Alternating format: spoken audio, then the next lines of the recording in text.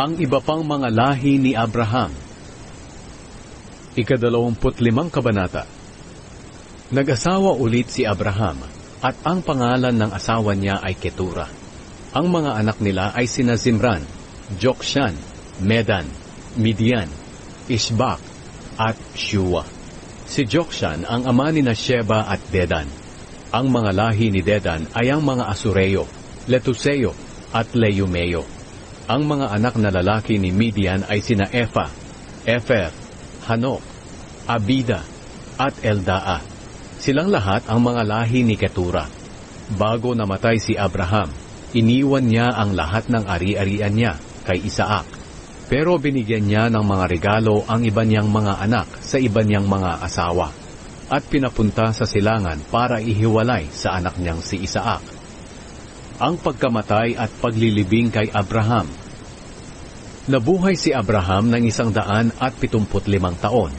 Namatay siya sa katandaan na kontento sa buhay, at kasama na ng kanyang mga kamag-anak na sumakabilang buhay na. Inilibing siya ng mga anak niyang sina Isaac at Ismael doon sa kuweba sa Makpela, sa silangan ng Mamre, sa bukid na dating pagmamay-ari ni Efron, na anak ni Sohar na Heteo. Ang bukid na iyon ay binili ni Abraham sa harapan ng mga Heteo. Doon inilibing si Abraham at ang asawa niyang si Sarah. Pagkatapos mamatay ni Abraham, binasbasan ng Diyos si Isaac, at doon siya nanirahan sa Beer Lahai-Roi. Ang mga angkan ni Ismael. Ito ang salaysay tungkol sa pamilya ni Ismael, na anak ni Abraham kay Hagar, na Ehipsyo, na alipin ni Sarah. Ito ang mga pangalan ng mga anak ni Ismael, mula sa pinakamatanda: Nebayot, Kedar, Adbeel, Mibsam, Mishma, Duma, Masa, Hadad, Tema, Jetur, Nafis, at Kedema. Sila ang mga anak ni Ismael, at naging pinuno ng 12 niyang angkan. Ang mga pangalan nila ay ang ipinangalan sa iba't ibang lugar na kanilang tinitirhan. Nabuhay si Ismael ng 137 taon. Namatay siya at kasama na ng kanyang mga kamag-anak na sumakabilang buhay na. Tumira ang mga angkan niya sa mga lugar na galing sa Havila hanggang sa Shur, sa silangan ng Ehipto na papunta sa Assyria. Kinalaban nila ang lahat ng kamag-anak nila na mga lahi ni Isaac. Ipinanganak sina Esau at Jacob. Ito ang salaysay tungkol sa pamilya ni Isaac, na anak ni Abraham. Si Isaac ay 40 taong gulang nang napangasawa niya si Rebeka na anak ni Betuel na Arameo na taga Padan Aram. Si Rebeka ay kapatid ni Laban na Arameo rin. Dahil baog si Rebeka, nanalangin si Isaac sa Panginoon na magkaanak ito. Tinugon ng Panginoon ang dalangin niya. Kaya nagbuntis si Rebeka. Naramdaman niya na nagtutulakan ang kambal na sanggol sa loob ng kanyang tiyan. Sinabi ni Rebeka, "Kung ganyan lang ang mangyayari sa kanila pagdating ng panahon, mabuti pang mamatay na lang ako." Kaya nagtanong siya sa Panginoon tungkol dito. Sinabi sa kanya ng Panginoon, "Manggagaling sa 2 sanggol na nasa tiyan mo ang 2 bansa, 2 grupo ng mga tao na maglalaban-laban. Ang isa'y magiging makapangyarihan kaysa sa isa. Ang nakatatanda ay maglilingkod sa nakababata niyang kapatid."